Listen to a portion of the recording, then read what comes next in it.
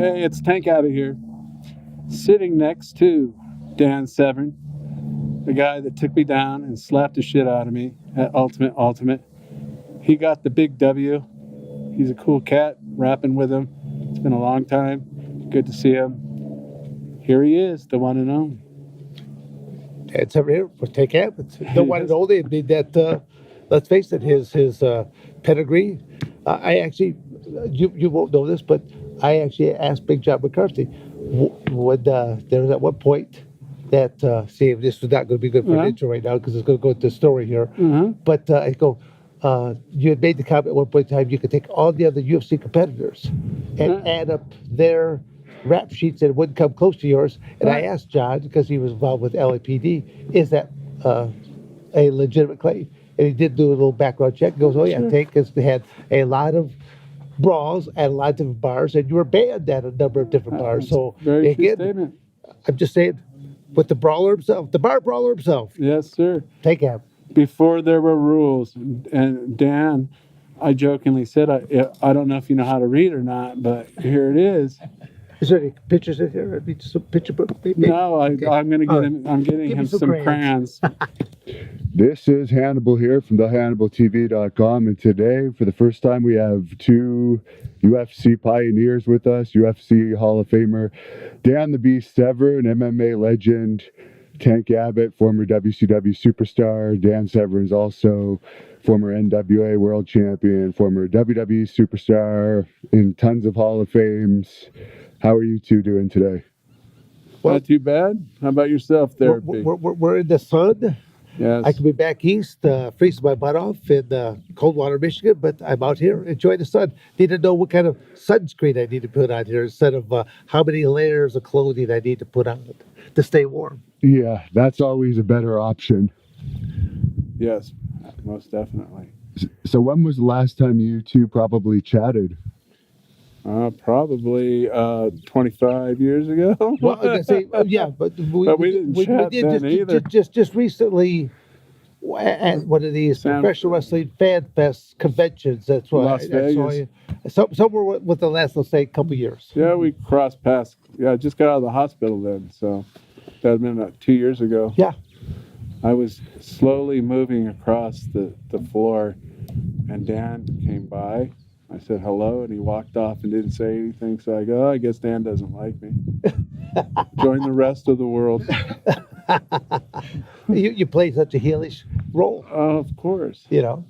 It comes naturally. But now you two seem to be on decent terms. You're not killing each other. No one's throwing each other into the pool. What? I'm here with Dan Severn. Fuck Dan Severn! Do you think Dawn could ever forgive Tank for their heat, Dan, or was Dawn just playing it up for the camera? Don's a different cat altogether. So I won't speak for Don Fry by any means. Well, I don't think we're ever going to break bread together, but I mean, I don't know why he'd be upset with me. All I'm doing is speaking what John McCarthy is pushing and other people. It's not for me to decide if someone set a fight up or not that I participated in, but you know, it can look that way, and that's for him. All I know, like if Paul Herrera is probably somebody else was in the octagon waiting for me to fight, who I trained with, I wouldn't fight him just because that's the warrior in me and the way I look at things. So, but you know, everybody marches to the beat of their own drum, and Dan thought he needed to do that. I seen that. I'm not too good with this social media stuff, but I think I seen that Dan and Mark fought before. It kind of looks similar. I don't know where the fight was, but could be Mark Coleman. No, Mark Hall. Oh, the guy that fell down and slapped on Matt without even Don even touching him. Never faced Mark Hall. Yeah, well, I'm sure it wouldn't be to Mark Hall's advantage or desire to face with you. As far as your early memories of UFC, what are No, some of actually, your I'll go back. This is probably the first time that we've actually had a chance okay? to interact this much. I mean, the last time we saw each other again was at a fan fest, and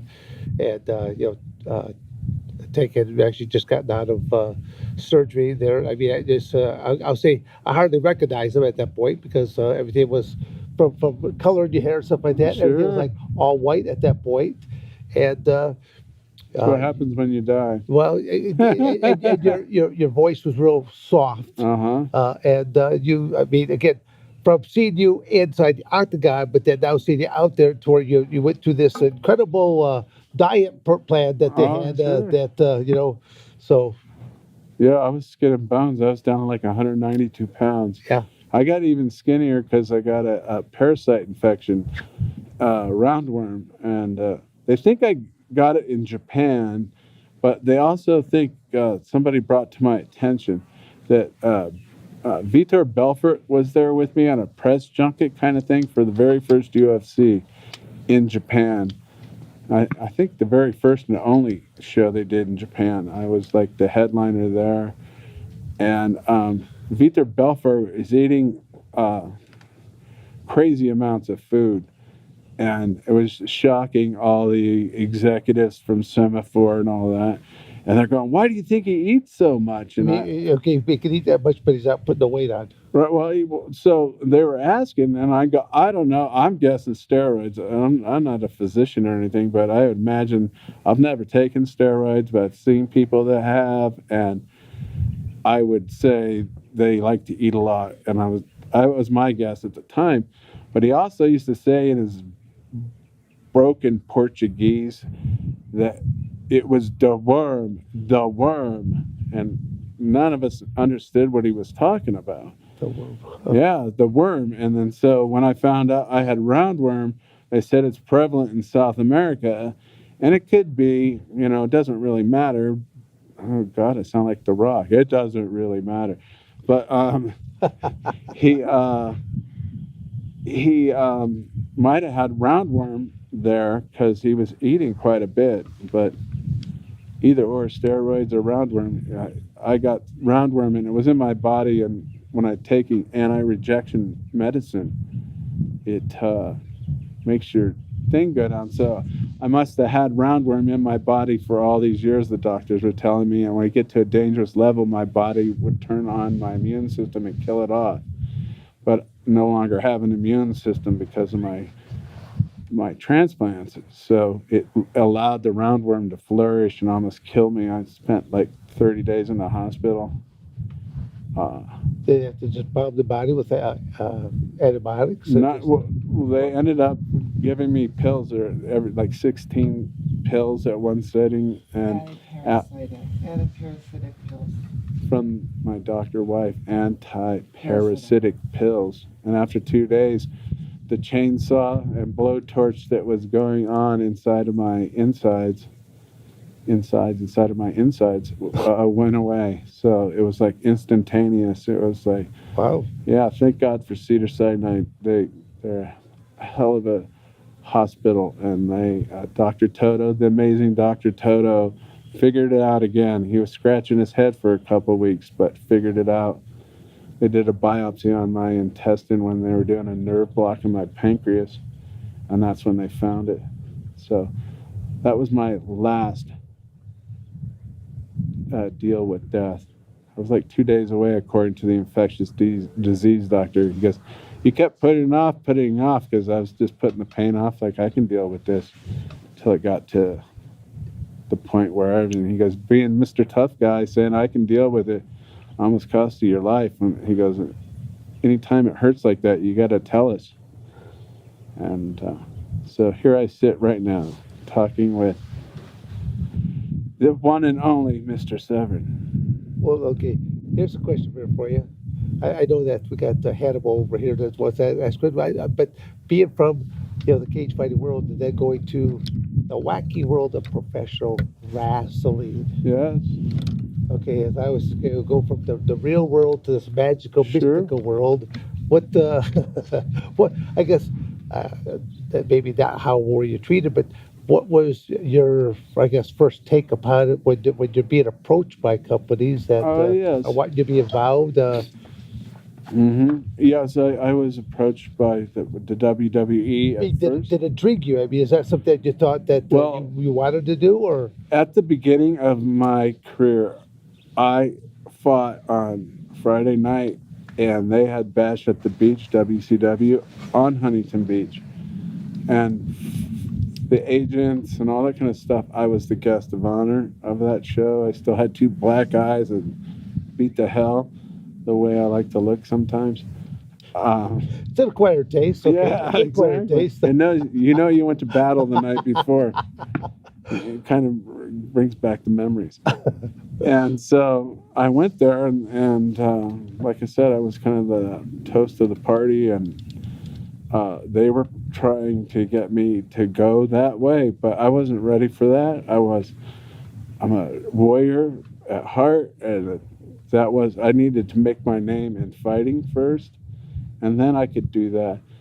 And then my hand was forced when John McCain, the senator of Arizona, in the beautiful state I live in now, decided it should be illegal, Should be banned. You bet. and I had nowhere to go. So I knew that they were interested in me. So I ended up meeting with the WWE, and then I went down to WCW, and Ted Turner and the likes.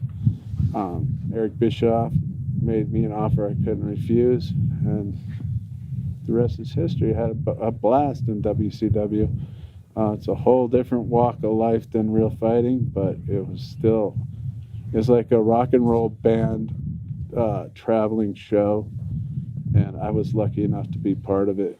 It was a great time. Yeah. So, Probably expedited my cirrhosis of my liver.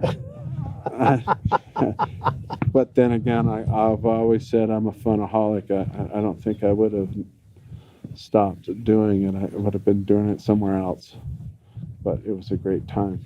yeah. No, being at WWF, it was, I'll say, strange on the outside seeing it, and I'm Oh, sure. I'm always kind of a person that kind of keeps to himself a little bit. So, but I sit back and observe. It's kind of like Uh-huh. even talking with Hannibal. I always tell people that I'll sit back and be quiet.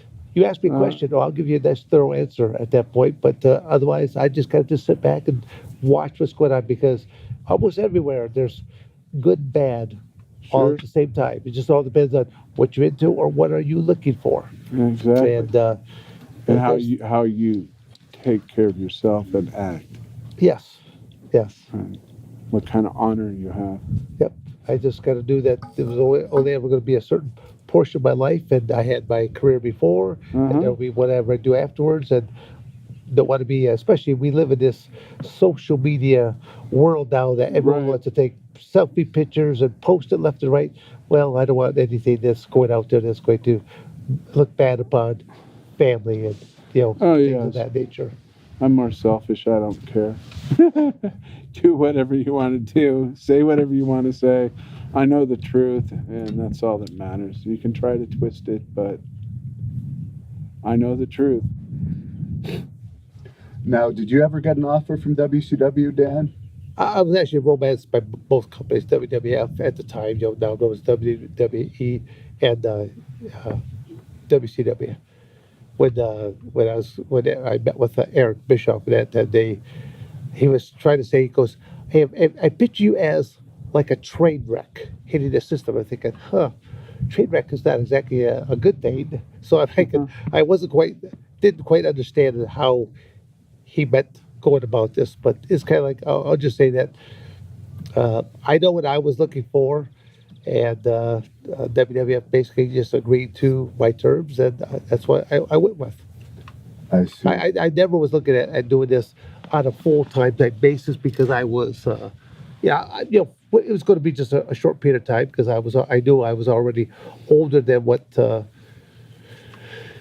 they were looking for. If they would know what my age was, they probably wouldn't have been talking to me. But I did not look my age. I did not act my age. So it was a good opportunity for me. So I worked just really a fraction of the schedule. The average wrestler was working 187 dates for Vince at the time, and I was working. I think 60 is what my contract was for. So, and I had no type of restrictions, meaning I could work for the NWA, I could work for any other professionals company, but at the same token, they kind of do that.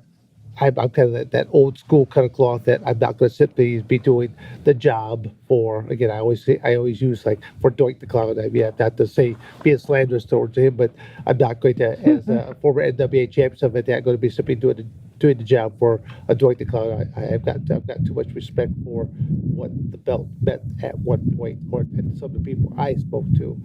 Can I say that that's the current status of that belt and the people that hold it? No. You both fought Oleg Taktarov. What's your opinions of him as a fighter? Please go ahead and I'll let you take the floor first. Oh, you start with the whatever. I think Oleg is a tough guy. Although he cheated to get where he got in UFC 6. That's not too much of a warrior characteristic. I mean, I don't know what you mean by well, he fought that little bitch, Anthony Macias, the guy that winked right before me. So he was fresh, didn't have the stress of facing the unknown, like what's going to happen in my next fight. He goes out and fights his friend that winks at him and goes out and falls down and does the job for him. Or were they trading partners or something? Yes, like well, I seen him when I was walking around in the things back in the day. You have to remember, this wasn't like the UFC of current day. It was back ragtag things, walking around the hotel, and him and they were. There's a whole group of people. They had Pat Smith, yeah, Oleg. I think Buddy Albin was their manager. And they were like, oh my God, this Tank guy's for real. And at that point in time, wrestlers didn't know about what guillotines were. And Dan fell victim to that. I fell victim to that because Oleg got 2 guillotines on me, but I muscled my way out of them. But the second one took everything I had to get out and ended up rendering me not able to fight anymore productively. And so Oleg had a cake. He fought some guy from Canada, a wrestler, and he choked him out in a real quick guillotine because no one had seen it at that point in time. He was a wrestler. I can't remember his name. Then he fought the scourge of the UFC, the phony fake. He's like the poster boy for all these fake guys that fight. Their little pretty boy bitch that shouldn't have been in there goes out and winks at him and falls down. And so Oleg is essentially fresh, where I fought the 2 biggest guys in the tournament. And regardless how easy they were to beat up, what have you, the stress of knowing that you're going to fight one of these big guys, it runs its toll up on me. And so Oleg was fresh, I was not. And we all saw how Pat Smith pulled out so the other guy could move in. It was all these things behind the scenes, which a lot of the UFC early ones did. Like with the Ferozzo fight, they set that up with the Shamrock, appropriate name Shamrock, pulling things behind the thing. I'm digressing, but that's where there's actually quite a few other stories that you're alluding to that we could easily go off into. Yes, exactly right. I mean, there's a word for that, but I won't use it. What the hell is that sound, by the way? That's my cell phone. I forgot to show. Oh, that's your cell phone. Yeah, okay. So I wasn't sure if it was a phone or his cuckoo clock. It'll go for like about 12 rings before, but I apologize. I thought he might have a bird clock. I could actually go with it just. It might be. If you wanted to. It might be done. Keep talking. I'll just mute it and then. Sure, sounds good. Keep going. You can keep. Or someone wanted to know about catch wrestling. I don't know what it is, but I'm imagining it's like trap fighting and catch fighting. Like they're gonna catch you in a like submission hold or something like that. That's what I'm guessing, or a trap fighting and that's what I'm guessing at. All these wannabe fighters and everything else, they come up with these esoteric terms to make themselves feel special, like they know something that somebody else doesn't know. Yeah. And so they're coming up with trap fighting and catch fighting, something. I think it's an offshoot of professional wrestling. Dan, could you tell us about that match you had with Tarzan Godo over in IWA? Well, okay, professional wrestling, but Yeah. IWA was kind of like for these hardcore type of promotions. They do a little bit more Bob Boyer, some explosives, things of that nature, but that's not exactly my cup of tea. But it'd be Tarzan Godo would come out with a baseball bat wrapped in Bob Boyer and swing it around, and it just. I'll just say that we kind of blended both worlds. He did what he does, and I did what I did, and really, that's probably all there's to say with it. It was, I think I probably did some things to him that he wasn't used to having done to him, because again, my amateur wrestling background just tends to kick in different elements there. So it's kind of going. I look at things that are there, and I just go with it. So. I think in previous interviews I've talked about I've got the amateur wrestling folk style background, but then I've got that freestyle background. I started my freshman year in high school, and by my sophomore year I jumped into Greco, and by my freshman year in college I jumped into judo, and then I jumped into sambo. So I mean I had a lot of different elements of grappling implemented. So way before Jeff Blatnick helped coin the term mixed martial arts, mixed martial artists, not only I, but there were other people that were doing the exact same, that were cross training in different forms of call it martial arts. Or to me, I just was training different elements of wrestling, grappling, just to try to help my career out. That's all I was looking for, just to help win more matches, do something that is not normally seen, or just take on certain elements of it. What is funny is because I said yesterday that I was the person that came up with mixed martial arts, because everybody wanted to interview me, and they said, well, what are you? And I say, you don't understand. I'm a wrestler at heart from wrestling. I've been wrestling since I was 9 years old. Wrestling is what I'm all about, but I am not just a wrestler. I went to the boxing gym, and now I'm training in jiu-jitsu and submission. So you take all that kind of stuff and you mix it all together, and that's what I must have gave 50 interviews to everybody, and I used to say that mix it all together, and out of that, maybe Blatnick stole it from me, because he came up with I don't give a rat's ass either way, but I was the one that was coining that phrase, and he must have. Huh. Yeah, just a little tidbit for history. Just like the gloves, everybody wants to say, I didn't come up with the gloves. I was the one that came up with the gloves. I dare anybody to find somebody on the UFC that's wearing those kind of gloves, not a golfing glove or a boxing glove on alternates that you never saw on TV. Someone wearing those gloves. Me. So there.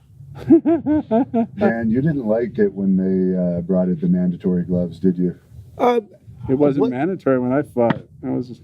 Yeah, when they were starting to implement the gloves, I mean the gloves. I was okay with the gloves. It was the taping of the hands underneath the gloves. Putting on just a pair of MMA gloves, you still have the capability of ripping and grabbing. And again, the wrestler at heart, I want to be able to take people down. I want to be able to do lateral drops, headlocks. And by the time you tape your hands, it's like you tape your hands like a boxer's. Mm-hmm. It really restricts your movement, and then you put on the gloves on top of that. So I mean, literally, I went throughout my entire career only ever having to tape my hands once where the athletic commission's like, no, it's mandatory. You must tape your hands. I'm like, what's the bare bones minimum?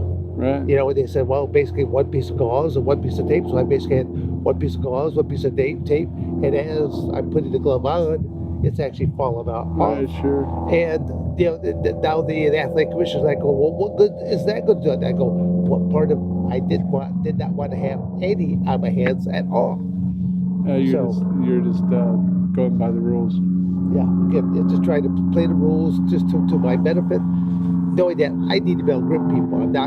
I was never going to win matches with the Dukes of Hazzard because that was not my skill set. But if I could get a hold of somebody within my grappling range, I was good to go. And last I knew, people had to be within arm's reach in order to punch, legs raised to kick, knee, elbow. So it's kind of like going, I just was pretty good about staying back, just enough out of range, bait people to do things, and then try to close that distance, get the clinches, or just jam them up against cage walls. So that literally was my whole career, just doing those kind of elements. What are your thoughts on this Lithway type of fighting that's becoming popular now, where headbutts are allowed? And you could, I don't know if they're going to allow this rule in the U.S., but apparently the knocked out opponent can be revived within 2 minutes to get back into it. I'm not even aware of this. Are you aware of this? No, I'm not, but it sounds pretty cool. A guy named Dave LeDuc is the world champion of it. But what's is the name of organization, or do they call this fighting something different than MMA, or? It's called Lithway. Lithway. Yeah. I've never heard of it before. But they've started to have some in the U.S. now too.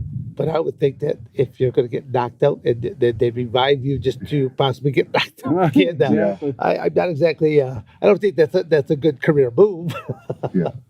Everybody tries to outdo it one more time, like bare knuckle and all that kind of stuff, which is like ludicrous. Why would you fight bare knuckle? The only reason why you have gloves is to save your hands. Yeah. It has nothing to do with being bare knuckle. That's like dumb. That's about the phonies that get into fighting that don't know anything about fighting, and they want to go, oh, let's do something crazier. No gloves, bare knuckle. That's stupid. Are you surprised that's being sanctioned? Yeah, I'm not. Yeah, but I don't. It's not going to last. I don't think. Who wants to go out there and hurt their hands? I know there's been pay issues with some of the bigger organizations. I don't know if the current ones are still like that, but I know Chris Lieben and Phil Baroni had pay issues.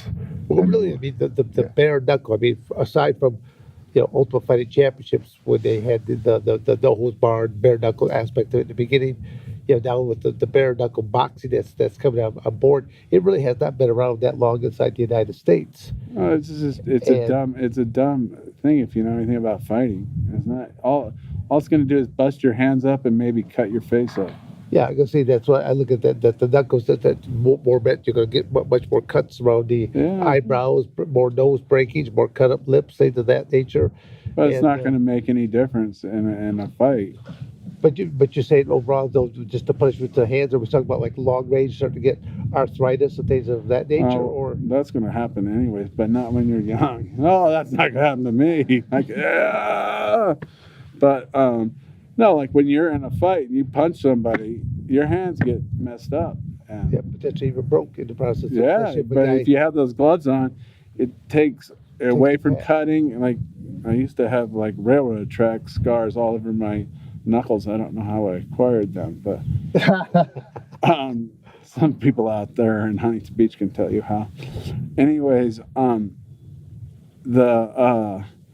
you just mess your hands up. You break your hands, and your hands get cut up, and you get infected. And that's why I was like, I can't fight 3 times in one night with no gloves. That's stupid. I mean, and then like, what did these martial art guys run around thinking? Oh, that's crazy. It's not crazy. It's stupid. Okay, when you came up with this glove idea, did you have to run it past the UFC, or did they? Yes, they had a fighters meeting at the show I was at. Okay, what number was this event that you 6. worked on? Okay, and so I went into the fighters meeting, and I asked them about fish hooking. They didn't know what it was. And Big John McCarthy is nothing but a Gracie stooge. meaning he pushed their Gracie Jiu-Jitsu, and that was all a conflict of interest. They have a fight show, but they're going to pick who's going to fight in it.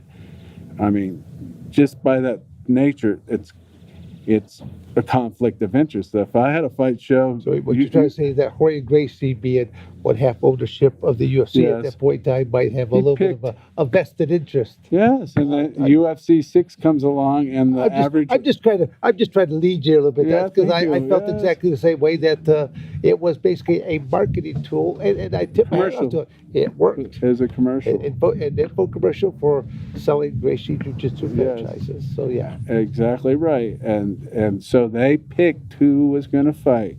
yeah. Like Joe-san, that guy's a killer. No, he is a killer and a rapist now. I guess he picked the wrong guy. Yeah, that was Chemo's trainer, right? Yes, the guy that got found. He stabbed somebody, or he sliced somebody's tires, and they had to do a DNA test on him. This is what I think. And they did a DNA test on him because he pleaded guilty to a felony vandalism charge. Yeah. When they ran his DNA, he was popped for rape, and then the statute, he raped some girl on the beach. That ran out, so the feds went after him with a torture charge. Wow. He got a torture charge, was some sentence like 25 or whatever, and then he killed his cellie, and I think he got death on that. So. Oh wow. He used to go to the boxing gym that I used to go to, the Rocky Westminster boxing gym, the Rocky boxing gym, back in the old days. And he was a scumbag from those days, and I would have not a thing to do with him. He always wanted to hang out and party. I'm like, I had my bad person radar on, and I was like, no, dude, I don't need to hang with you. Is he gone now? I mean, is he? He's on death row. Oh, he's on death row. Okay, I didn't know if he had already.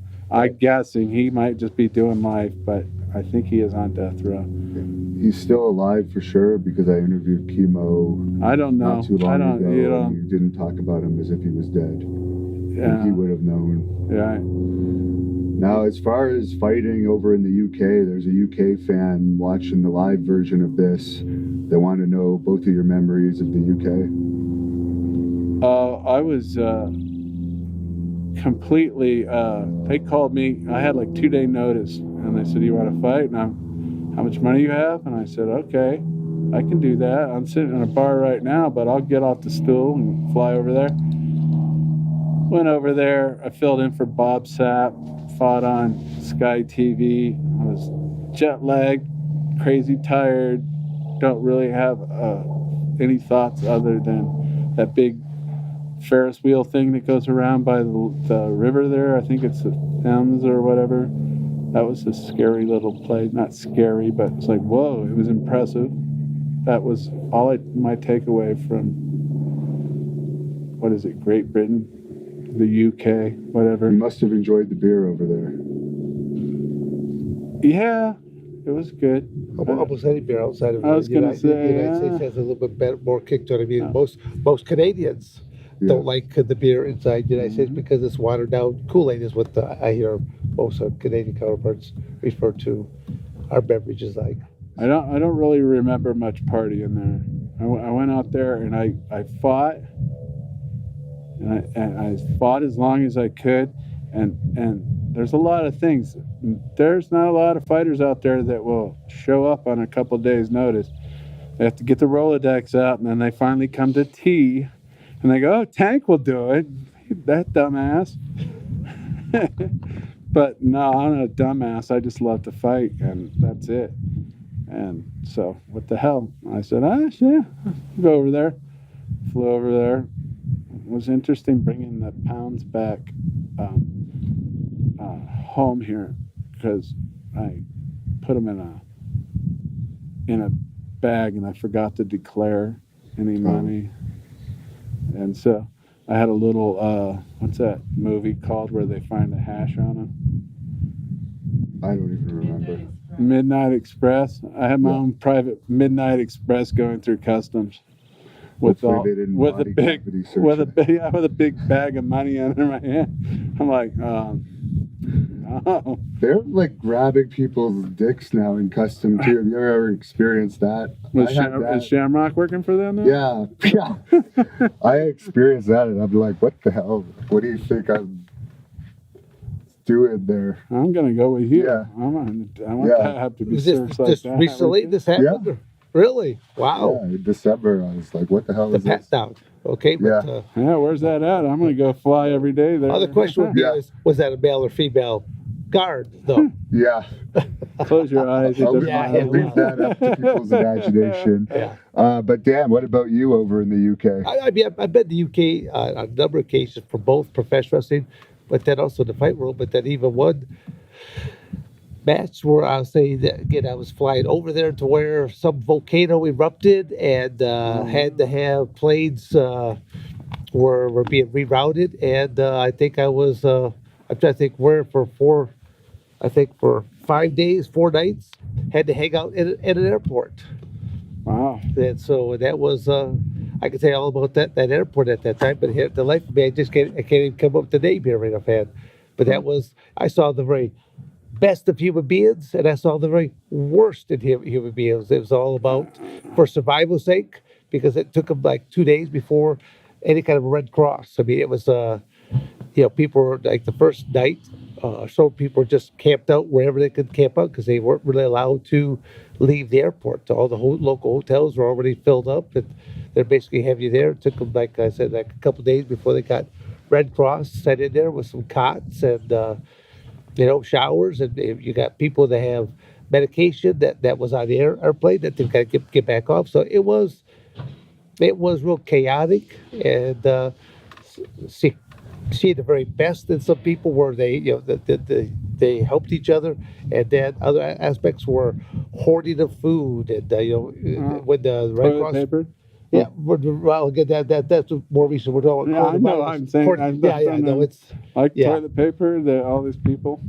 no, Yeah. it's, but it was just an interesting thing to go through it. Obviously, I never made that show, but it was. I could just say that I had a volcano that stopped one of my matches. An experience. Yeah. Yeah. What are your thoughts on women in MMA? It didn't exist when you guys were there at the beginning, and now it's one of the more popular forms of MMA for viewers. Well, me being ugly with no game, there was no women in my life in wrestling or fighting. So I was lucky enough to find my beautiful wife, and she's a great person. So women weren't in my Rolodex of fun at the time. At one point, you wanted to fight Ronda Rousey. I think she brought that up, or somebody brought it up, and once again, it's called biology.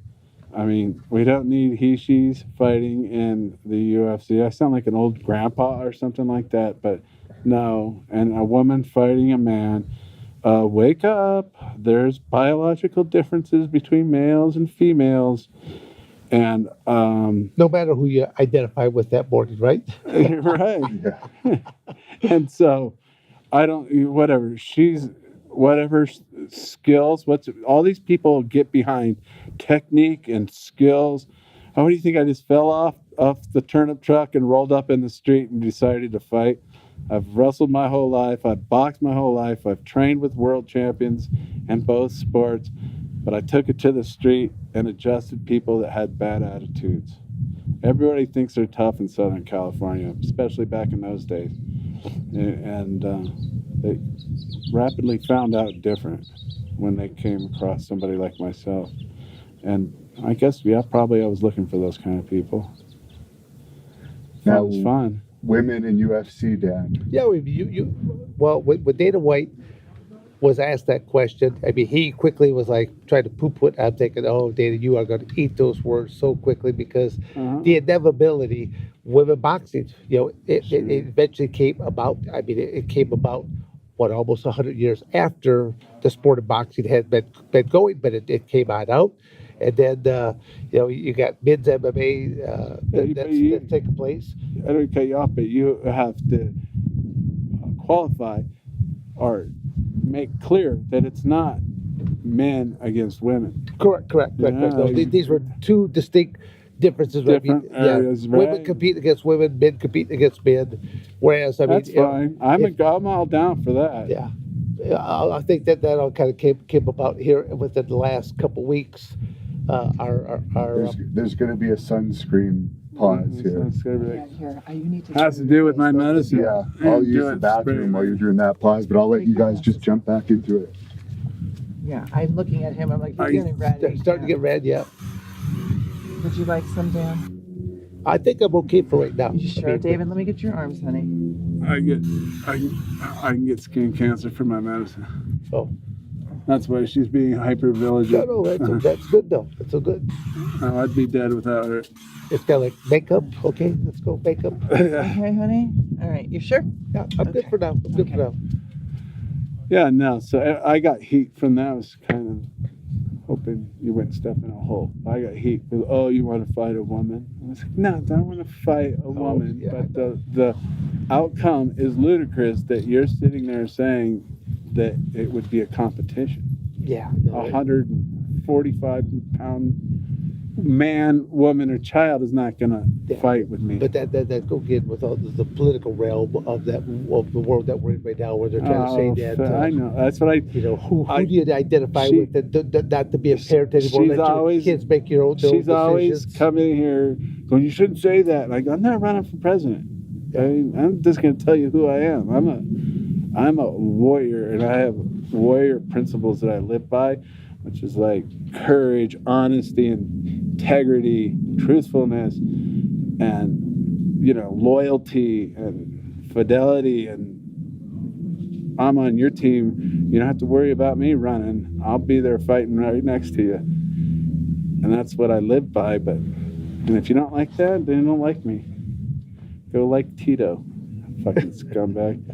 I never finished this story, but Yeah. Kurt said that the team went on a hike to lose weight. Tito asked for the keys. He said he forgot something in the van, and they were staying overnight and the whole 9 yards, so they cut weight and everything. He went down to the van and fucking drove into town and ate at a diner and stuff, and then came back. And he's like, what took so long? He's, I was sitting down in the van. And then he said, we walked down the next day and there's tire tracks backed out and the whole 9 yards. I go, he's not my buddy. He's a scumbag. I go, I'm just here to wrestle with Steven. And he's all, oh, okay. And then he ripped off $500 from a check out of my glove compartment there. He got a blank check out of my glove compartment and wrote it to himself. He asked me for a loan at first. I said, I know who he was, his character, and if I had it, I'd give it to you. He's like, oh. So then when I'm wrestling with Steve Neal after practice, we're in a barrel. We were going, a good half hour afterward, and walk out, and he's in my truck. And I'm like, what the fuck you doing in my truck, dude? He goes, oh, it's cold. I was just waiting for you. And I go, okay. Not thinking anything of it, trying not to think like a bad person. He's a bad guy. And then when it was back in the day where they returned your checks, it was the next day after he asked for it, signed for $500 to his brother. Wow. I'm like, I took it to the bank, and the bank goes, we'll cover this. Fraud's going to call you. And I said, sure, I'll tell you. His name's Jacob Ortiz, and that's what this is. And I go, okay. I go, that's his brother right there. So were there any repercussions then? They never said anything, and the only thing I could come up with is that his brother must have paid the check. Like, they called up and said, hey, what's going on? And he said, what? That check's no good? I'll cover it. And they probably sweeped it under the rug. But that guy's a piece of trash. That's not... Oh, my God. He got me started. Do you think they should have a wrestling match together, professional wrestling, Tito Ortiz versus Tank? You know what? He wouldn't fight me. No? I tried to I go, let's do a fight right here on the beach. I go, I'll find a promotion to do it. He was with Jenna Jameson out on the patio thing. I went outside, and everybody went to the window. I go, look at this, Tito. I go, everybody thinks I'm going to kick your ass right now. And his wife, well, that wasn't his wife, but his girlfriend, the porno chick, pulls her and looks at him like, you're going to let this guy talk to you like that? And he's all, hey, Dave, hey. And I go, you're Mr. Getting Over you with Chuck Liddell and everything. I go, why don't you fucking grow some balls and we'll meet in between. I'll cut weight down to like 220 and then we can fight. And I used to spank the shit out of him. And he's like, oh, yeah, yeah. And I go, then we can find out. You're calling yourself Huntington Beach bad boy. We'll see who the real bad boy is. I go, besides all that, and we'll make a lot of money off it. We probably would have made a lot more money than him and Chuck. But he's like, oh, yeah, sure. And he has my phone number. He never called. So I don't know if he would do wrestling because he would think that I would tater him and He needs to prove himself, though, because he didn't get signed. I don't know if you saw the video, Dan, of Tito Ortiz having his WWE tryouts. I guess it was last year he put out. No, not at all. Norman not even Smiley aware. was He pursued it. But the next thing we know, he's mayor of Huntington Beach, or he's on the council there. So it seems Mayor like pro that can tem. get So if through. the mayor goes out, he's the one that fills in. And they tried to kick him off the council, and he gets up, typical Tito fashion, starts crying, and poor me, I'm a victim, and you guys are just ganging up on me, and I'll try. And then they all go, okay, we're not going to do it this time, but if you do it again, we're gonna recall you. Oh, please. Well, he really hasn't been in office so long, or has he? Has he been 3 there for- months. Okay. And Wow. they already want to get rid of him. Wow. That's pretty quick. It was like, how did that fucking lying scumbag get into the city council? He got the most votes ever from anybody that ran for the mayor there. Jack Kelly, he used to be one of those rifleman TV show. He was a mayor for a long time. I would think that Jack Kelly would have had higher votage thing. He had like 40,000 people vote for him. And they're like, what the fuck? Why are you? I was like, yep, that's Tito. He's a fucking lying fucking phony, just like he is in fighting. He's not a very good fighter. He's similar to you. He goes out and does a takedown and holds you on the ground.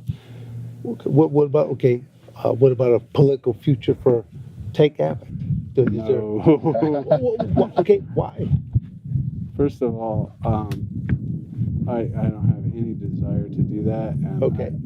I don't like people.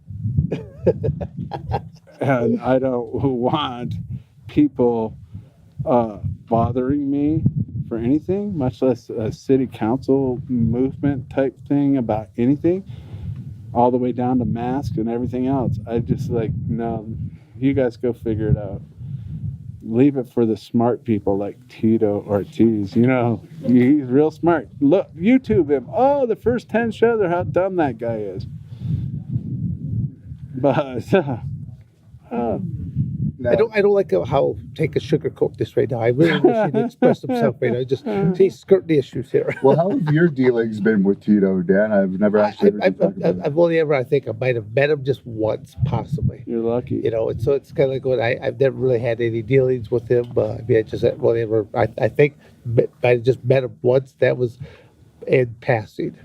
Tito has good people radar.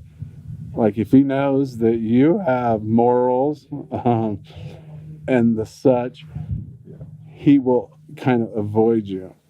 Like if he knows that you have the capability to be on his game, Yeah. he'll go, oh, nope, don't try to ruffle that guy's feathers. He's going to call me out. Well, I'm trying to do a public service announcement. Tito Ortiz is a scumbag. There you go. I have personal, and I'm not bitter. Tito's never done anything to me that I would be bitter about other than stealing from me. He used to break into my house when I wasn't there, rummage through my house, take alcohol, take a variety of things, and then go, are you still at the bar? It was before cell phones. He would call the bar to make sure I was in the bar, and then he would go to my house. My friends, Eddie Reese, told me all about it. And he used to brag about it. Story in part will tie it up. I know that I'm doing this, but we were in Georgia, and Kevin Randleman and Tito Ortiz broke the candy machine glass and took pillowcases and took all the candy out of it and brought it back to their room. And they're acting like it was kindergarten. I wasn't there. Eddie Reese told me about this, and so that's hearsay, but whatever. This is the story I was told. And they were all throwing the candy on the bed and all like, get this and this and this. And Sounds like Halloween. Yeah, Like, so what's in your bag and what's in my bag? right, Yeah. Look what I got. I got extra Funyuns. What's in the bag?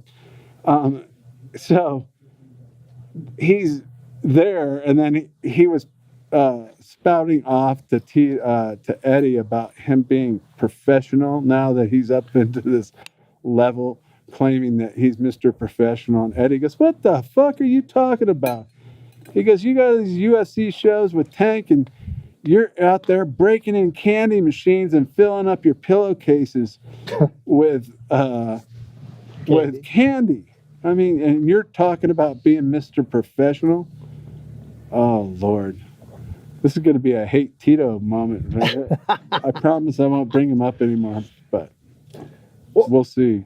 Well, get just a question, just out of my own curiosity. You're here now in Scottsdale, Arizona. I mean, are there Yes. any projects that you're working on? I mean, what consumes your time right now? What are you working on? Do you have a memoir, a book? Yeah, thanks for bringing that up. I don't know if you did that on purpose or not. No, I'm just curious as to And you're here. It's a novel. Really? I did not know that. And the novel is called Before There Were Rules. And it's also a parody, kind of like Mad Magazine and stuff like that. And you're in the book. The final, there's 3, it's over 1,000 pages long. Wow. And it's the 3rd book of the trilogy, and it's called Cage Fighter. Starts off with Bar Brawler and Street Warrior, and then it's Cage Fighter. And because it's like Mad Magazine, there's a character in there called Sam Devon. Okay. Okay, and he's at UFC 6, and that guy fights a guy named Sham Pebble Rock. And they get into it, and don't really get into the fight because I'm talking about as an observer and as it being a novel, meaning it's not true. Standing back, taking it in, and about like if you were a fighter, what would you see, and how did it go down there? Like, okay. so it's very visual book, and Walter Fox is the main character. It starts with him fighting on the streets and like going to jail for it, getting out of jail and going, "Oh my God, what is my life going to be if I keep on doing this?" And so Walter Fox fights in the show, and that's when it's Olaf Cheetolot, the Russian guy that fights in that. I like the names you come up with here so far. Yes, so Olaf Cheetolot fights Walter Fox in the finals. But all the behind scenes that I know about, I included in my novel, my story I made up, of how the Garcia brothers with their jiu-jitsu from Mexico didn't participate in the show anymore because they didn't own it anymore and they couldn't pick the fighters. The Semaphore and Bob took over. His name is Meyer Bobowitz. And that guy took over, and they kind of made the fight tournament, which was tournament, they manipulated it so Olaf Cheetolot would be fresh to fight Walter Fox in the finals. And then Walter Fox goes on. If you're a dilettante out there and a fact finder and the whole 9 yards, this book is a novel, but it's probably written by an insider that would know a lot about it, which would be myself. And it's a hell of a read. I might have to get Dan the first 2 books before he leaves. Although I don't know if he knows how to read. Yeah, you Yes, did give me a copy it's of not a it, by the picture way. book. I take it that, okay? No, it's a He drew the artwork for it. color book. He Yeah, drew an art. He drew the artwork for it. I'll give you a free box of There crayons. you go. I have a hard time keeping it within the line You're zone. right. We have more in common than we know. But so is that when Joke Pebble choked out Sam Devon in that super fight? That was the first super fight. The first Yeah? match between, First yeah, super yeah, yeah. fight. Yeah. And Joke Pebble has a lot of stories about his behavior back in the day, coming from Japan and thinking he was a superstar. Oh, it's a good chuckle. I mean, if you like Mad Magazine stuff. Well, again, there's actually I love Mad Magazine. I Uh-huh. like their sarcastic humor. Sally, yeah, I actually made uh, um, Mad Magazine. I was sewer tank in Mad Magazine. Really? Yeah, somewhere in there I got it. I got stacks and stacks of stuff for all you memorabilia people. Videos, VHS tapes. You know what that is? Yeah, I have to look at that, to Google that, or go to the Smithsonian. To You're see right, what that is exactly. all about. What's a VHS Hey Tank, you tape? wanted me to tell you about haters. Somebody says your nickname should be the King of Excuses, Abbott. Oh, they're You have not a response to excuses. him? They're not excuses. I tell everybody I lost. There are reasons why I lost. I never cheated, uh, fought my friend. I didn't do any of those things. I was a warrior.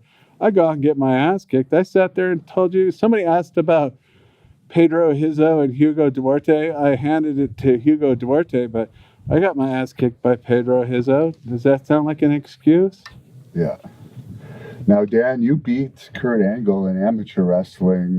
There was always talk of him going into UFC. How do you guys think he would have done? Well, I think he would have done well. I mean, it just, again, it all depends on what time area are we talking about. I mean, if it was early on, because like I talked about my own career, you know, I was basically a one trick pony. I was not going to win the stand up game of strikes, kicks, knees, or anything that nature. I was good at grappling and trying to control. I mean, that's what amateur wrestling does. It helps you control the tempo, it helps you control your opponent, and a lot of the techniques that you do to get a athlete to their back, which I mean, they're easily going to roll over, and because they're fighting off their back in the guard position. Well, what do you you know? You brought up a point that people bring up. What do you think about the fighters or the athletes of today compared to us? I happen to think that you're the only other fighter that fought in the UFC that didn't take steroids. But these new generation kids that are, where's mommy? They need to suck their tits and give them money. They probably still live at home, which isn't a bad deal. I lived at home for a long time too. But they're like, oh, if you only knew this, what, like, if you could only learn this, like it's something we weren't capable of learning. He's a very accomplished wrestler, and if people looked into my wrestling, they would understand that also. I just happen to take that stuff and take it to the street to deal with smartasses. But what do you think about these new fangled guys like, oh, you're old school stuff? No, we were warriors. We're tough son of a bitches. Something you can't learn in a fucking gym. And so you can sit there and go, oh, if I just did that, you vicariously live through these new fighters to make yourself feel good, because you're still a pussy if you're saying that.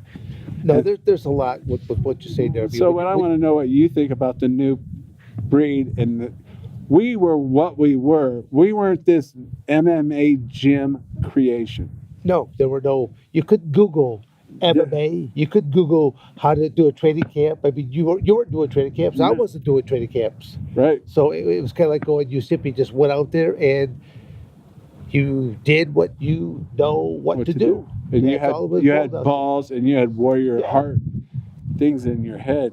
Maybe half the time there would be like certain rules that all just depend on what the event was at. All of a sudden it might be like, okay, because we're in this state now, we have to abide by this, and you're finding out about that just that night when you are showing up at the show. Uh-huh. But then when you look at what used to be the Friday night weigh-in slash press conference, you know, there were no weigh-ins back in that no holds barred era. You showed up to a press conference, and literally you didn't even know who the other 7 men were. They picked him out of a Bingo ball. Yeah. Yeah. So again, that's why Gail, that was story once before. Because you're there, you finally see the other 7 contestants, and all of a sudden you realize, you know, they just kind of randomly go down. You got a mediator that's behind the podium there. He just goes contestant number 1. There's a Ken Shamrock. Then you talk about height, weight, a little bit of the background. They sit down, next person stands up. There's a Hoist Gracie. They talk about height, weight, background, and then they pull out the bingo ball and machine, and they spin it. And all of a sudden, boom! Here pops out. There's a number 1. There's a tank gap. There's number 2. There's a Hoist Gracie, something like that. So you finally know less than 24 hours before you're going to step into the cage, and now you're like going, well, who is this guy? What do we know about him? That's Severn's example. But you want to know what? They changed it the night of. They had alternates in all these. Sure, there's alternates as well. Yeah. Back left, Sam Devern and Oleg Cheetah in the NHP finals. They changed in the back. Pat Smith pulls out, and then another guy comes in, and you know what? The warriors that we are, and I consider him a warrior. There's other fighters out there that are far from it. They're just fakes, phonies, and actors trying to get a little glory and a little bit of riches if they can find it, but mostly glory. But they're all phonies and fakes. And yes, the T word's coming up. Tito's one of them. And what you got that other Joker boss route, and he runs around like he's Bruce Lee or something. Guy got his ass kicked by Kevin Randall, man. It's on tape. Check it out, people. That's the only reason why he won is because they finagled these judges in there and they jobbed him. And so Boss Bruton, and he's in the Hall of Fame, believe it or not. What? He's a joker like no else. I'm glad he's into acting and he can go after his want to be the next Bruce Lee or Chuck Norris. Bruce Lee, here's the books. Yeah. Those are the first 2. Which is number 1? That's the first one, Barbara. Okay, so book 1, book 2. All right. Show them to the camera. You guys need to buy these. Book 1, book 2. The only reason the third one's coming out. And that's his artwork on the cover of the newest one. That's one of Tank's original things. Yeah. I did not know that. I mean, it's actually. Well, you can read that. You're in book number 3, which is done, and it's in the editor's hands, and he's taking. That's when. No, that's fantastic. Give it to Don Fry to read. Someone's asking on air, "Where's Don Fry?" You see, what? Don Fry. Fuck Don Fry. You should present those to Don in the podcast. I'm putting that on my answer machine on my phone. Abbott, Tank Abbott. Fuck Tank Abbott. I don't think Dad saw that video. No, you haven't seen it? No, I don't think I have. I mean, again, in a lot of ways, I kind of live in a little bit of a cave because I don't. Oh, that's you see where I live. I try not to get. There's too much of this Facebook, everything anymore. Social media, everything. Everyone wants to take their selfie and they want to make exactly. they want to elevate themselves because also they'll be like this, they'll spin around. Look, I know. I'm like going, I know the whole story. Can I get that spray? It's a little sunny, if you don't mind. Or is it like saying makeup? No, I'm. So the whole thing. You don't think I can wrestle? I wrestled with a world champion for 5 weeks. The Schultz of you. Yeah, you had Mark Schultz. Mark, yeah. And he actually mentioned you. He said he went on a wrestling thing with you. Trip, yeah. Yeah, and he goes, you know how I remember Severn? He goes, some guy was bothering me. Thank you. And you just sprayed it, you face it, or what? You can just spray it wherever you want. Spray it on him. Oh. Spray it on him. Yeah, I'll just close your eyes and She's a great mouth. applicator.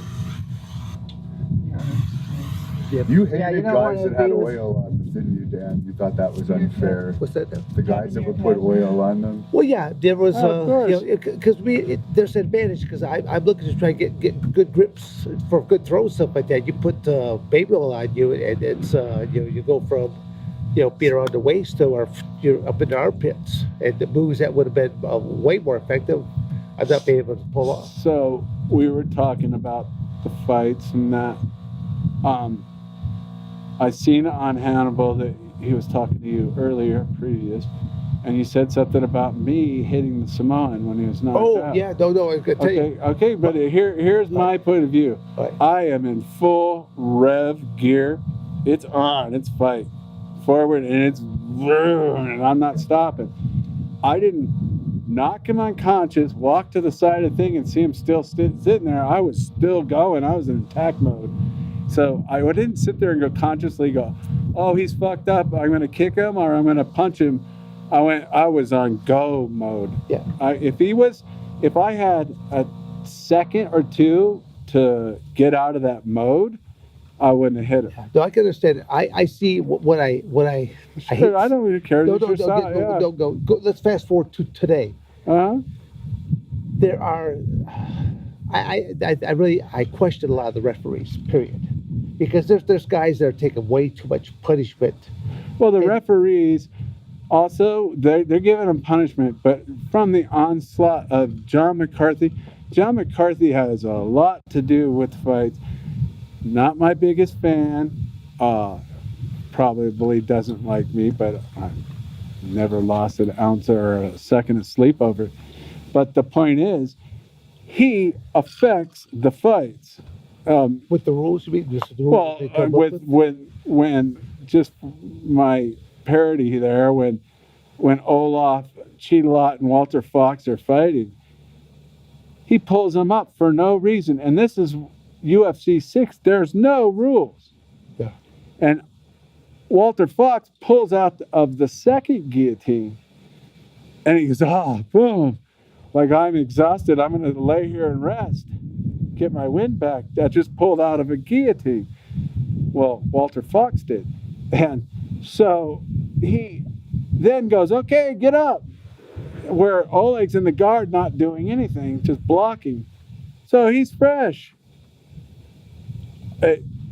Where did that rule come from, John? It was never, ever, don't touch the fighters, let the fight go.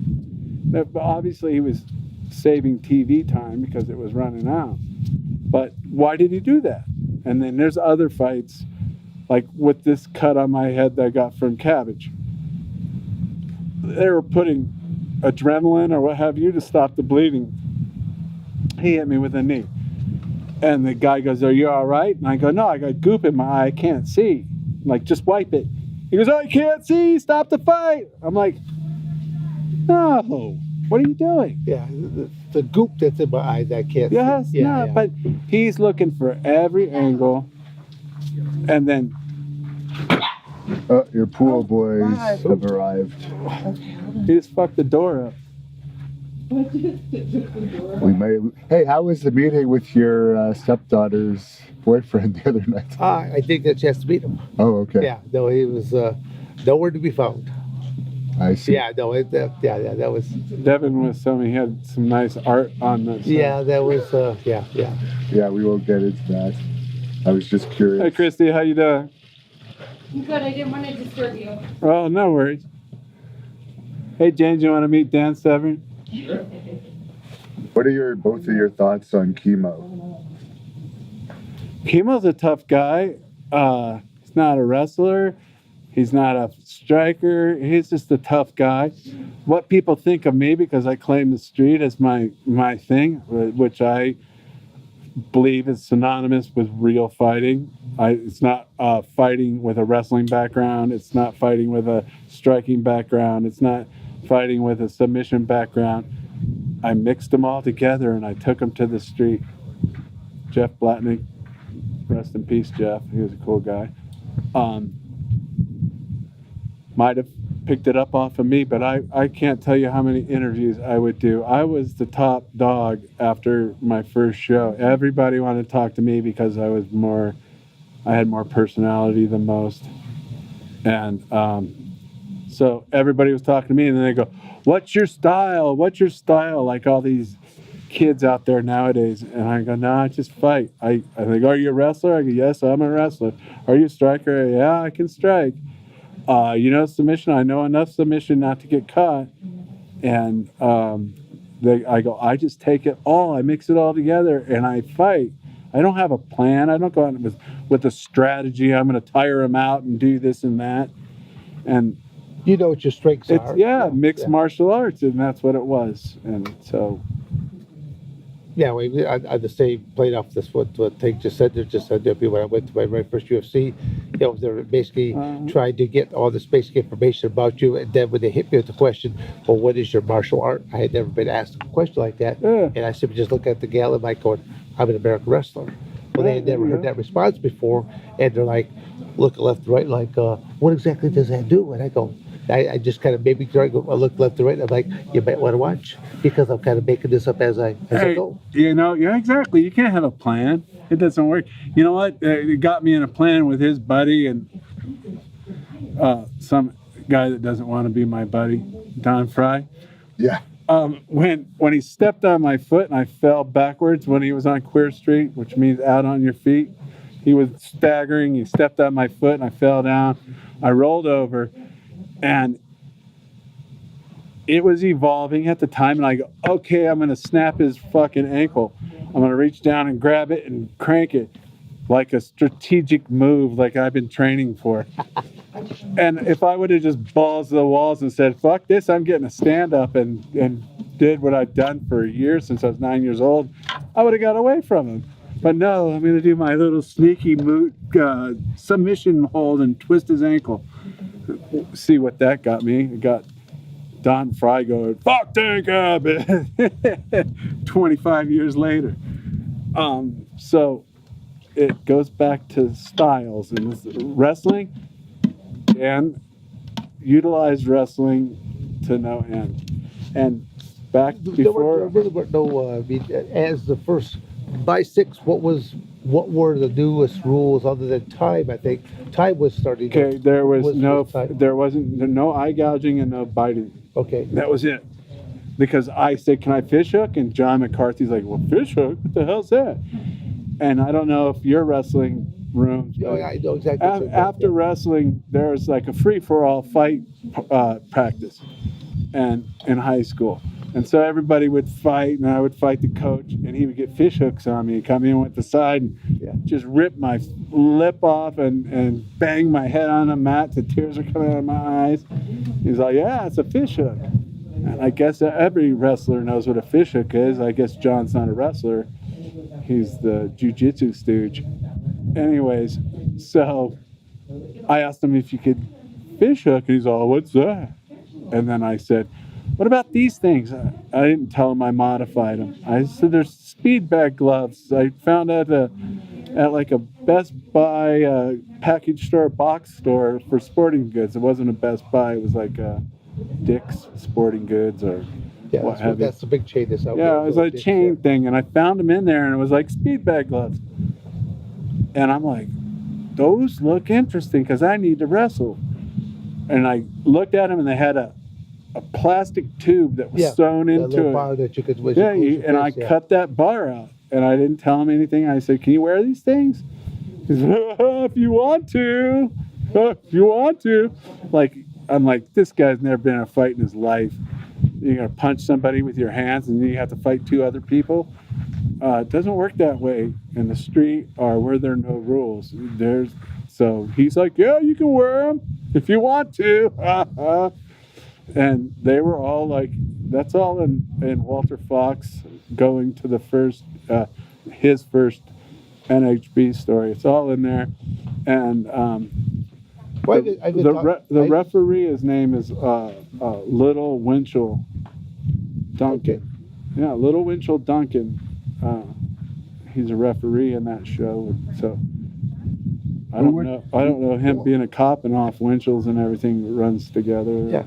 Off the same aspect of it, I mean, it was like I actually asked him, "Can I wear wrestling shoes?" And like, "Well, if you do, you're not allowed to kick or stop." I'm going, "What did I lose just now?" absolutely. So I wore wrestling shoes because, again, having a good surface to grip off. I wanted you know, knee dry. pads, and I left them at home. And then Andy, I don't know if you remember Andy Andy. Anderson. No, or no. Andy, He was a little guy that fought a big fat guy that eye gouged him. Andy Anderson. Yeah. Andy Anderson. I guess he's in prison. He fell on bad luck. Oh, that's He's bad. Meyerowitz told me he's like in federal prison for something. But he went and got me. They weren't padded, just knee coverings. Yeah, like the sleeves. So I wouldn't get mat burns. Yeah. And I wore those. I still have them. They're covered in blood. Not mine.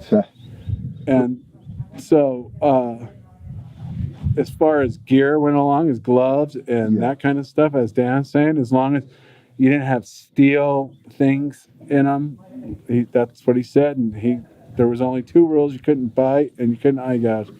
And then after I fought, you couldn't fish hook. Who would have won between Don Fry and Hoist Gracie? The fans want to know from you guys. Don Fry. Yeah, because Don had the rest of base, but he had that. He had The jiu-jitsu secret's out. It's not like Steven Seagal or whatever that you can't quantify his secret moves because he uses brain things. His secret's out. It's not. Submission's not hard to learn if you've wrestled your whole life. If you have a strong grappling background, I guarantee you Dan would not get choked out by any submission nowadays. But back in the day, they introduced the guillotine, and I fell victim to it, and I believe Dan did too. From Shamrock, what a joke that guy is. Whoa, keep me on track. So Dan was out there, and it was all new, but everything's not new anymore. Everybody knows just about everything. Yeah, especially when you could Google match after match. I mean, it's you know, you could trade. There's so much footage that you could see, and you got all kinds of cool coaches out there that they've got.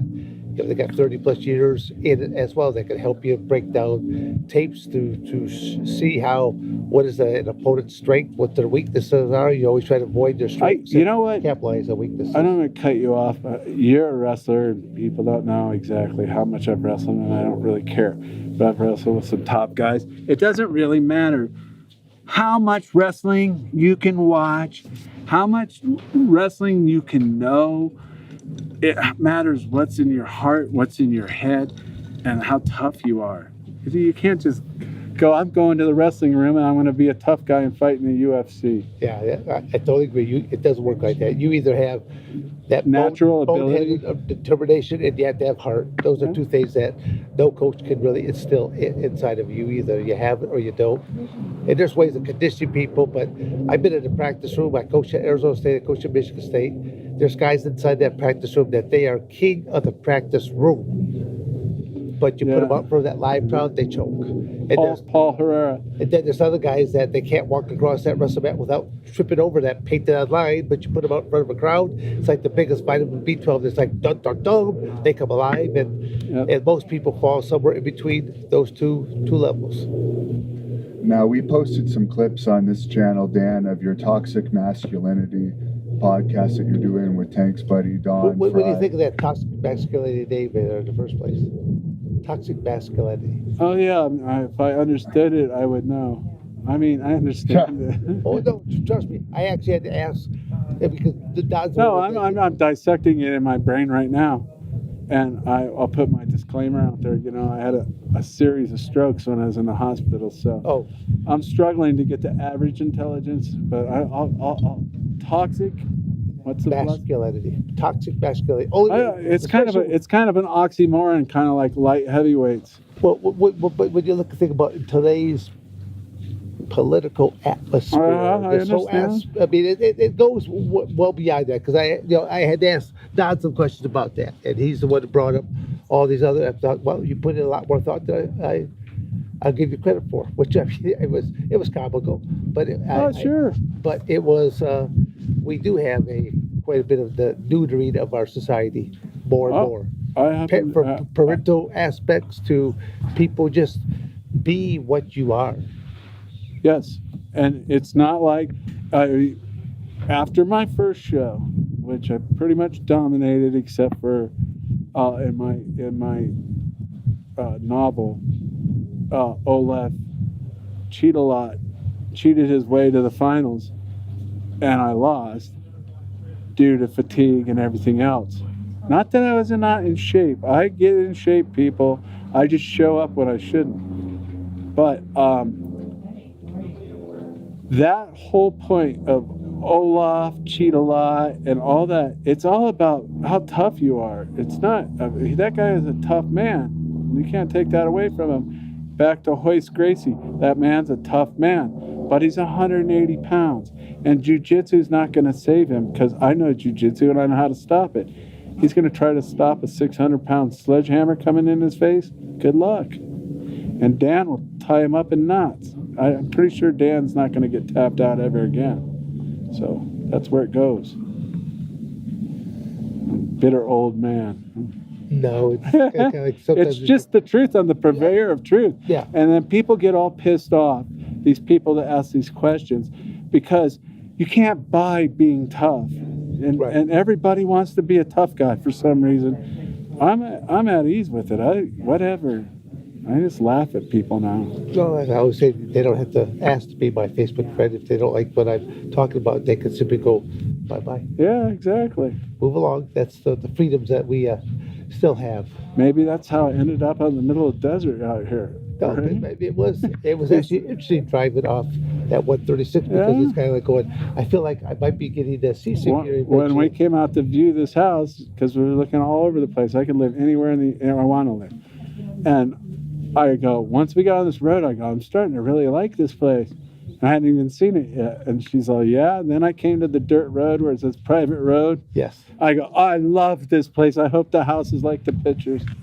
And it is. So, yeah, I'm enjoying living here. Do you have how much land do you have here? It's an acre. Okay. I own all the way that way. See where the fence ends? Yeah. That's the property line. I'm going to put a fence across the back there. You mean the metal fence or is it about The further fence out there, yep, the yep, neighbor's yep, fence. Okay, got it. That's it. Yep. And that's to our property line. So I sit out here and chill with my wife, the only person I can stand.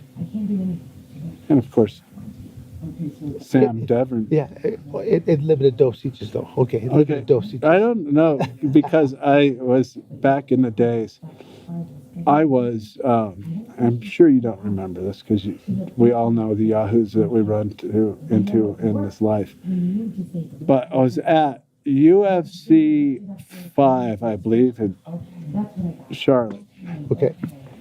And I was one of these dilettantes that comment on us at the thing, and I'm like, I was so in love with wrestling and like wrestling ever since I was 9 years old.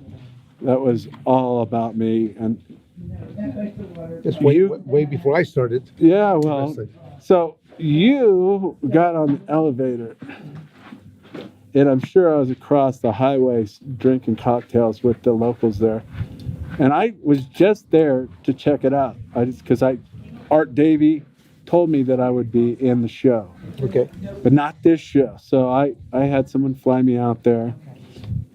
And so I was there, and you got in the elevator, and you had a towel around your neck, and somebody was with you. And I go, oh, so you're Dan Severn. And you're like, yeah, like you would talk to a Mark. And I go, listen, man, I'm a fucking wrestler. And I go, don't fucking let wrestling down. And you looked at me like I was crazy. And I'm like, I go, you got to stand up for wrestling, man. You got to take care of these guys. And you're like, oh, yeah. I'm like, okay, idiot, quit fucking talking to me. And I go, because if you don't, I'm going to come back and kick your ass. When I was getting off the elevator, I timed it right. And you just kind of shrugged and looked at your friend like, that guy's fucking crazy, right?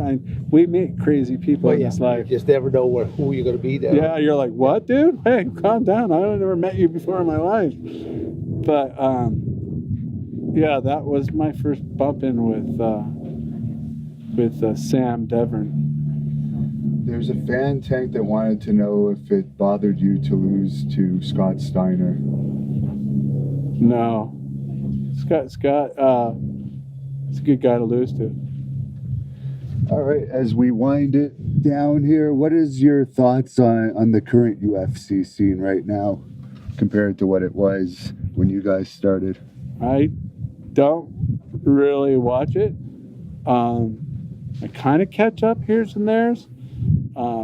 So, whatever, whoever, whatever. Back in the day, the premise was who's the baddest guy walking around the streets in a bar, whatever. And so Dan Severn, the likes of me, all these guys came together to fight like men, not a sport. It wasn't like I participate in a sport. It was like you got out and fought. And it's like if you were into soccer, you would carry a soccer ball around in your car and stop at every stoplight and start juggling it with your feet. But that's how it was with the fighting. They were real warriors. Now it's like, oh, I train in MMA. Oh, so in your head, that's making you think you're tough. But these guys, I don't know. And then, like I said yesterday, all these little guys should look up and think and pay homage to whoever invented a weight scale. Because if they didn't, they could never compete in a tournament. Why don't they have a tournament? And then I vaguely know some names like that Nagano guy. He could fight, who's the little leprechaun guy? Conor McGregor. Yeah. He could fight him. They could have a tournament like that. And then I could get that GSP. That guy is like a metrosexual looking dude. I would hate to lose to that guy. Like, oh my God. What did you think about GSP's last fight? Some people said it was given to him. I've never seen him fight, and I don't know. I just, the way he looks like Van Damme. What time there was his last fight in? That was a few years ago now. I thought he was coming back or something like that. To fight. There's always talk of him There's versus talk Khabib. about him possibly coming back. It's a money issue, I think. He strikes me like Anthony Macias, kind of like a metrosexual kind of guy. But you got to take your hat off. I guess he's talented. And I guess it's happening right now. Tiger Woods has been in a serious car accident. He's in surgery right now. Oh, wow. Any thoughts on Tiger Woods? I don't strike. I have a joke about it just right off the top of my head. It was like, did he mess up his car, or was his wife with him, or now ex-wife? Didn't she beat the shit out of his car with a golf club? I have no idea. Yeah, I think in Florida that was a big deal. So that was my attempt at a joke, that he got in a car accident. Ha ha ha. Did his wife beat up the car with the golf club? There's a fan that wants to know your guys' thoughts on testosterone replacement therapy. That's just an excuse for pussies that have to take steroids because they can't be who they are by themselves, and they're mental pussies, and they fucking have to take a crutch. I hate these redhead guys that fight. It's cheating. Yeah, I mean, to me, it's like there should be there's rules and regulations to all. What you asked before, it's a nice competition. Is what the UFC has morphed into. Yeah, it's nowhere near. It's a sport. Yeah, it's nowhere near the spectacle that it was when it first began, of having big mid versus different smaller. I mean, have weight differences of 400 plus pounds. Yeah. But you still had mid that climbed in there, and they're ready to throw down. And when you only had, just either a couple rules to abide by, and no time rounds, you just simply wait until somebody was unconscious, whether that was because they choked them out or they knocked them out, or your corner could throw a towel in. The 8-man tournament concept. Yes. We talked about that. It's also. not illegal. They should do it. They should have it. Why don't they have it? Because none of the fighters will do it. Well, you would have to have so many alternates in place, because what's the chances of one person surviving 3 matches? Right, or but at least the first 2 to go into a fight. You've fought in tournaments. You suck it up. It's not like, I have a hurt hand, I can't fight now. You suck it up and do what you got to do. But a lot of that is because of, again, for myself, I'll speak, because of that wrestling background, doing 4, 5, 6, 7 matches a day. Tournaments. So do that tournament format, knowing that okay, first round I've got this guy from this school, whatever. Absolutely. I go against this guy. Next round I'm going to get other ones. But the same way, if you jumped into freestyle and Greco-Roman tournaments, you jump in, it's a blind draw, and you simply know you can be going against a national champion, a World Cup champion, Olympian, or something like that. Your first Sure. time out, and you go out there because that was just the luck of the draw, and then. Whether you win or lose, you're always guaranteed at least 2 matches. You didn't have to make sure the conditions were right. Right. You went out and wrestled no matter what. Even if you had a broken foot, you went out and wrestled. Yeah. You didn't sit there and go, "Oh, I have to make an excuse. I can't fight." Everything's got to be perfect for these guys to fight, and that's not me. I'm a warrior. I'll step up there. I'll take a loss. I don't care because everybody else are pussies and they don't want to fight. Last fan question I'll ask. Thank you all the fans for your questions. I know we didn't get many of them, but these guys go off on tangents, which is fine. That's what we want. The ADD kicking it here right now. That's all. But favorite match, Dan, from WWE and Tank, they want to know your favorite match from WCW. And also, last thing, fans, there will be a high quality version of this released with the full video. This is just the cell phone version. I mean, this high quality, whatever fan favorite type match. I worked predominantly with Owen Hart, with Shamrock was in the mix, and Steve Blackman. I mean, it seemed like there was always like the three of us getting together. I had other individual matches that took place, but it seemed like towards I'll say it kind of kept getting more of that. I was with those three.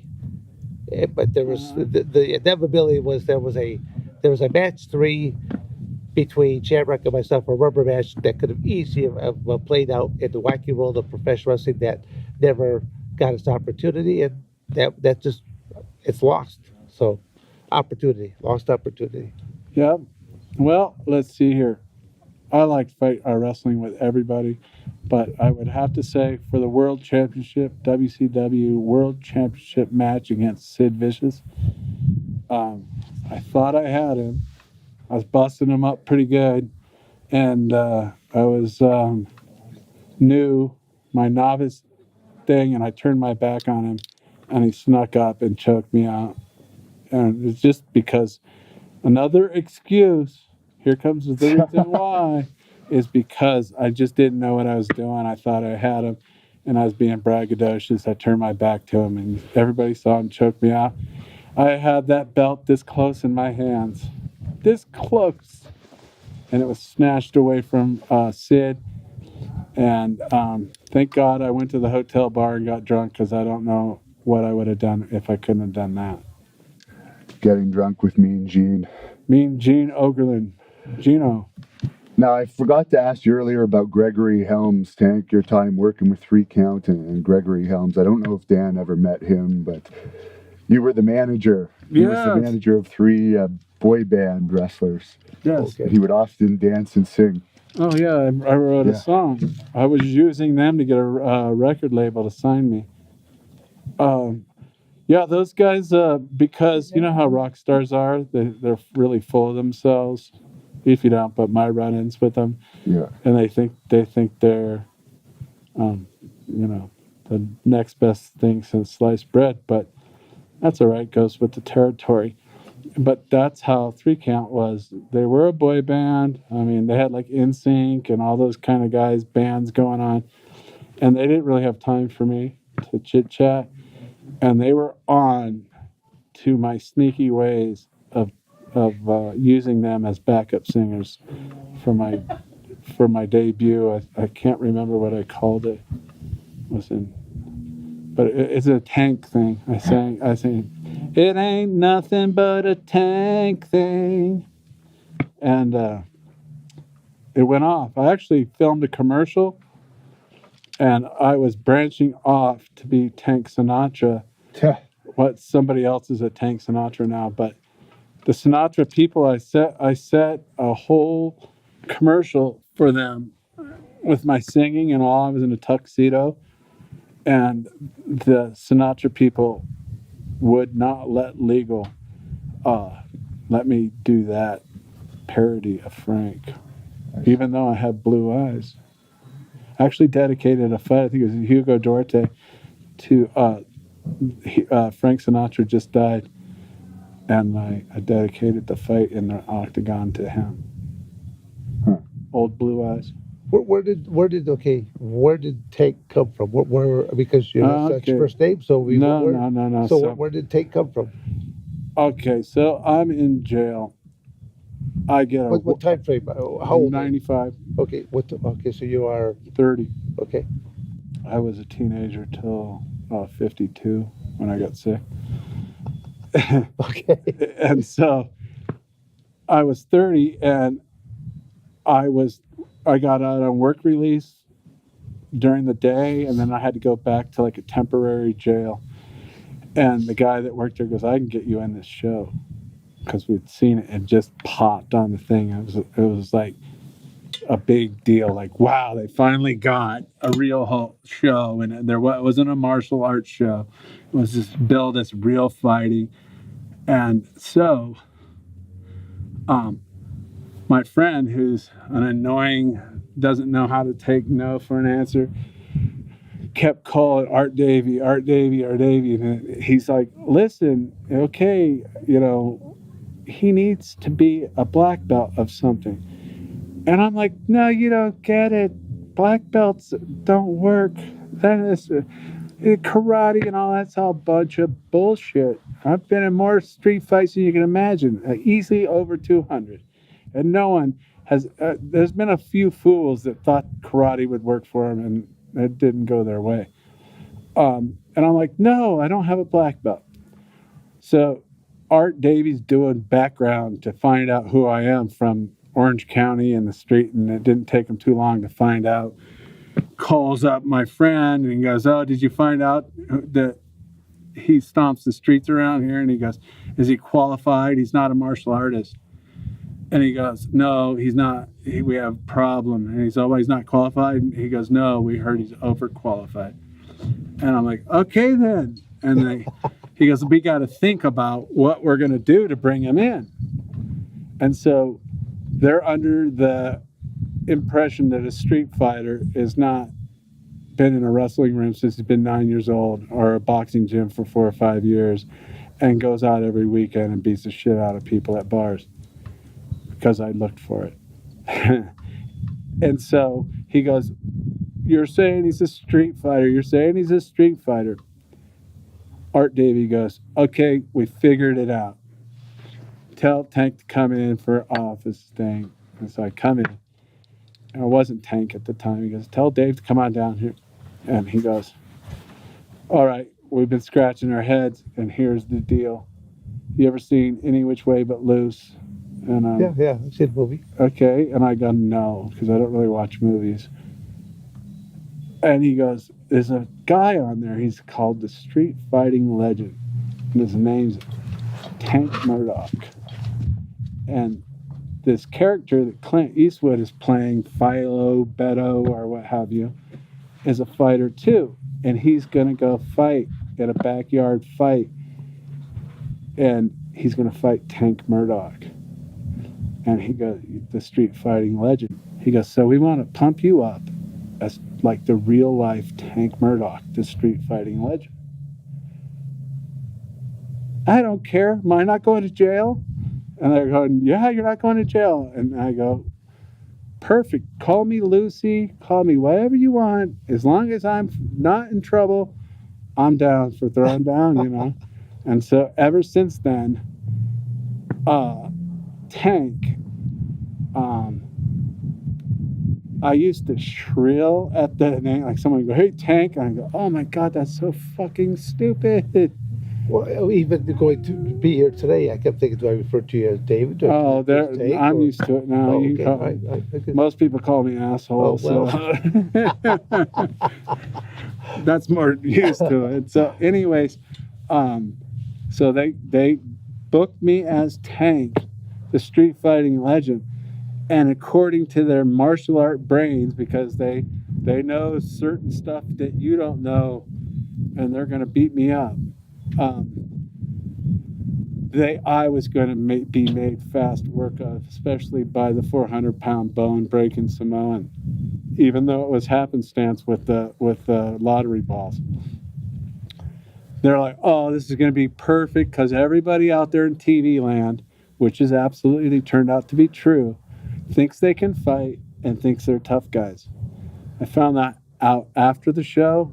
All these people I've known for years, went to high school with, they all decided that they're going to give me fight lessons. And I'm like, I've been stomping these streets and beating people up for the last 5-10 years. And you're now going to tell me how to street fight? And I've known you forever, and I've never seen you back down to cheerleaders, and you're going to tell me how to do it. Yeah, what's your pedigree? Yeah, exactly. What's your pedigree? And so they called me Tank, the street fighting legend, and voila, it stuck. And in the book, Crazy Fox, that's what they changed his name. His name's Walter Fox, and they call him in the book Crazy Fox. And Walter Fox in the book cringes at the name of Crazy, much like somebody that in real life that would cringe about the name of Tank. Like, hey, Tank. And I go, you know how stupid that sounds? Like, you're like, hey, I'm a tank. And I'm like, whatever, but it's stuck now. Okay, That's who I am. I just kind of thought with it because of your Well, you're stocky demeanor, the fact that you're bench pressing 600 Yes. pounds, and No, it had nothing to do with any of that. Okay, It well. was all the street fighting lessons stuff. Like, are you the beast? to me it's like that was just a Yeah, I know. Yeah, That's yeah, exactly yeah. the same thing. The girls gave him the nickname the Beast. Oh, I Back have in no his doubt. college They're like, days.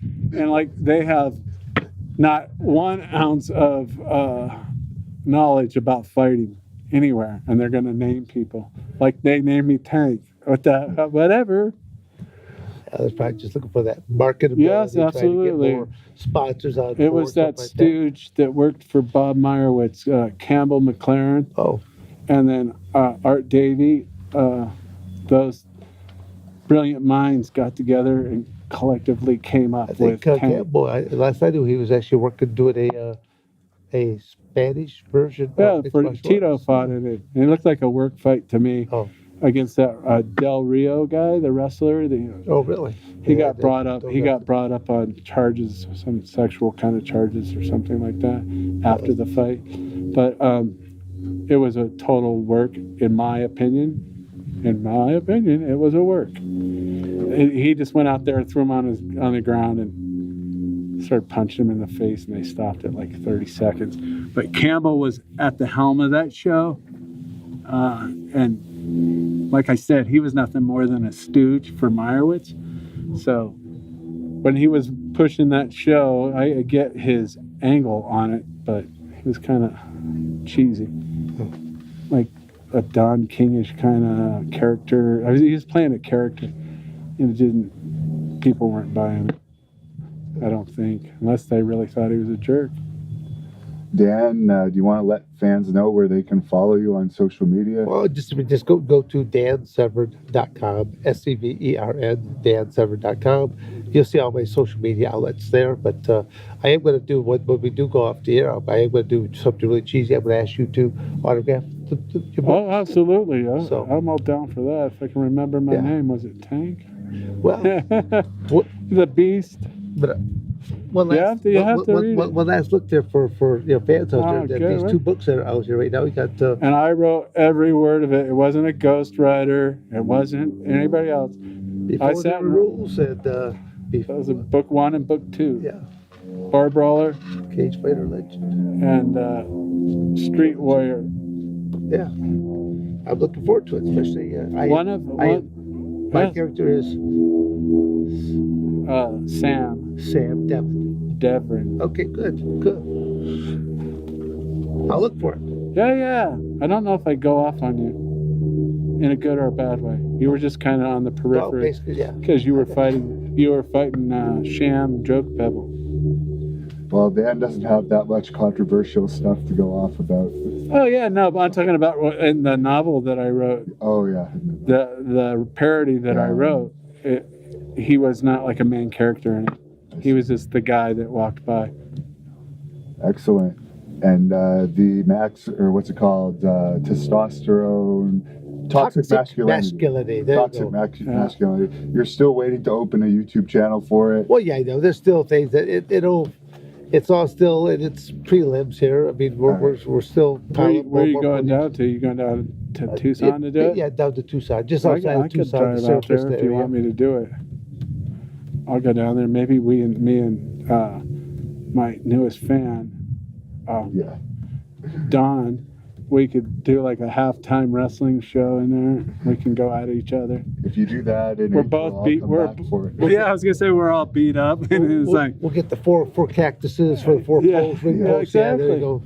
Got to do the Arizona sunset Yes. scenery. Well, Arizona's awesome. I'm glad I made the move, and HB was going down the tubes and still is, especially when you. I don't say the T word, but when you elect Mayor Pro Tem Tito Ortiz, you guys are fools. Dan, any final comment here to wrap this up? No, actually, it was kind of funny because when you were interviewing me, I tend not to try to swear, and I always refer to people as a turd. So that's my Okay. T word is if you're a turd, you're not you're a person that obviously I want to flush down the toilet. I understand. Yeah, So I fit both things. Well, no. I'm gonna say you refer to Tito. Oh, the T word, yes. Yeah, the T word. Well, it applies both for him. So. Do you want to finish this with an insult tag? That seems to be the way that you. Oh, like to end it. insults. Listen. But your wife would approve of. Yes, well, my wife will approve. Well, I'll say one thing before take us up, that this has been an interesting day for me because I've never had a chance to have any kind of dialogue with Tank like this. So Somebody said it was the best interview ever. Andrew Anderson, you may have met the wrestler. He commented that. oh, okay, yeah, because Andrew and I were supposed to have done a match at an event all due to the coronavirus that got postponed, then canceled, then postponed, and so. Well, that's the it's magic something of that the you haven't professional touched thing, we on. don't- we Why don't- don't you we touch don't on? know if it'll ever happen again. Why don't you touch on Sam Devern and Walter Fox fight? I guess, And but I wasn't there to see it. no, you were in it. Oh. You kicked Walter's ass. Sam Devern beat an ultimate. Was it ultimate? I get messed up because of my issues, medical Okay, issues. okay. When did you fight me and slap the shit out of me? Oh, ultimate. Yeah. That's it. That's the So first time they had the round and stuff like that. No, it Yeah, was so let's talk about that fight. This thing. When Dan went out there, he came out like a wrestler, and I had trained with Mark Schultz. well, yeah, I don't drop names, but yeah, Mark Schultz. He's a world champion. No, I just have a lot of respect. Yeah, for Dan. the Yeah, Schultz. so yeah, no, Mark and Mark. You can't say enough accolades about the man. But he's an awesome wrestler. So I was not too worried about his wrestling ability at all, and I wanted to punch, and he took me down, and he just held me there. Whichever, that's his style. But I mean, it wasn't like I was begging for my life. I was just getting peppered, and he won. Oh, it's no excuses. But he just peppered me, and so it wasn't. If it was the street, I would have laid there for like an hour, and then finally get tired. I'd hit a stand up and go after him. But I believe that. yeah, but Like I said, even when it was all the match was over, I mean, you're still standing there, you're ready to throw down. yeah, So, exactly. But it's not. He won. It was an absolute thing, and that's his fighting style. I'm just a little more aggressive, yeah. Issues over here. He's just a little bit more aggressive. That's all. Yeah. Dan was out there to take you down and win. I was out there to kill you. He's mellowed. And pose for some cameras too. I saw one where you had the guy up against the cage, and you had time to like look at the camera. And Oh yeah. it reminded me of pro wrestling. Yeah, well, it's like, you don't understand. You have a group of fighters, right? And I never understood why they had the cocktail parties afterwards. But you have these fighters. I didn't understand that either. Yeah, that's asking for trouble. And like, they all fighters. I mean, like a good friend of mine said from Vietnam, he's a POW. He said, eagles might share the side of a mountain, but they don't flock. And this man's a warrior beyond warriors. And he's right. It's not like, hey, we're going to, maybe now that we're older or whatever, back in those days, I'm a fuck. You get drunk and go, come on, let's go. We're going to fight right now. And then we'll be friends tomorrow. But as far as that goes, it's fighting. Thank you for watching the Hannibal TV. Please like this video if you enjoyed it and click the subscribe button to not miss any of our latest shoot interviews, match videos, or news updates. Support us on patreon.com for $1.99 a month to watch our full shoot interviews ad-free and help our channel grow. Follow us on Twitter at the Hannibal TV for instant updates.